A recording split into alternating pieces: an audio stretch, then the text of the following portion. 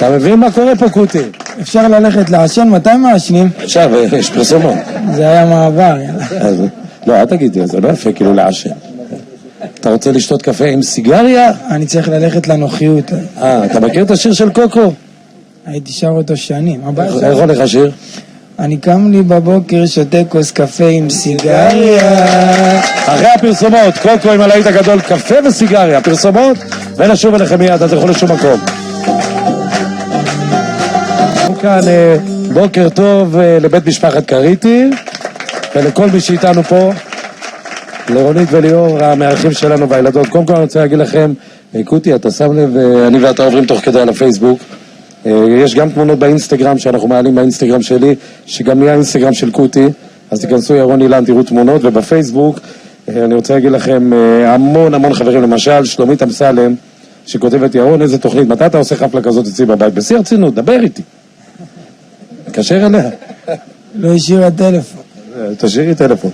ירון, לייק כפול על הפרגון לקוטי. אני רוצה רגע להגיד משהו על קוטי. קוטי, לאורך כל העונה של האח הגדול, היה פייבוריט שלי, נשאר בלב שלי, ומהרגע שהכרתי את קוטי, יש אנשים שאתה מכיר אותם, ואתה, או שאתה מתחבר, או שלא. וקוטי, שגם יום אנחנו נפגשים באולפן בערוץ 24, ואני מביא אליו את כל החברים והאורחים, זה לא, כמו שאתה אומר, זה לא מובן מאליו, אז זה גם לא מובן מאליו אצלי, כי אני כל כך גאה בך, על זה שאתה יודע גם להתעלם מכל המבקרים והמקטרגים והמצרצרים למיניהם.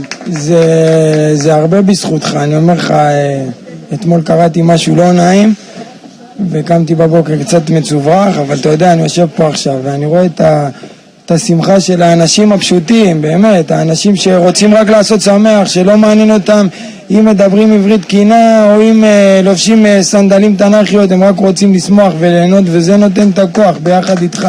אני רוצה להגיד לך שאנחנו יצאנו למסורת הזאת של ימי שישי לפני כמה שבועות. המסורת הזאת מבחינתי היא לאחד את הזמרים, לתת להם לשיר ולעשות מה שהם רוצים, בלי פוזות, בלי דיבורים ובלי כל מיני דברים שמסביב, וזה מה שחשוב. קודם כל תודה לכל מי שכותב לנו בפייסבוק, חיים, כותבים עליך פה המון, ועל קוקו ועל מורן ועל לירן ועל טריפונס, פה מי שכותבת תנו תשואות, תראה איזה עברית, תשואות, אפרופו, תשואות זה כפיים גדולות לטריפונס, שבאמת אני רוצה לספר לכם גם שזה כבוד גדול שטריפונס יושב איתנו פה.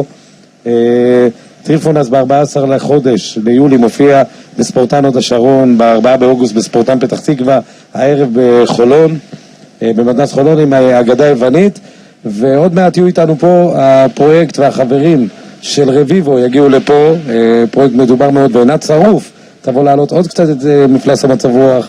אני לא עולה על שום שולחן, הנה אני אומר לך מה. אל תעלה, היא ישר רואה שולחן צריך לעמוד עליו אוטומטית. ואיך קמת בבוקר? מה עשית דבר ראשון? קמתי, שתיתי, כן, אתה מדבר יענו לקראת שיצאתי מהבית? כן. שתיתי קפה והשנתי סיגריה. זה להיט השיר. רוצה אני אגיד לך בדיוק איך זה היה? כן. אני קמתי בבוקר, שתיתי, אי אפשר. אי אפשר, שתיתי כוס קפה. אני אגיד לך מה אני עושה בדרך כלל. אני קם לי בבוקר, שותה כוס קפה עם סיגריה, מדמיין את פנייך ביום, אבל אני לא צריך כי אנה לידי. זה בסדר, אני רוצה להקדיש את השיר הזה לכל החברים בשדות מיכה. לכל החברים, ולבית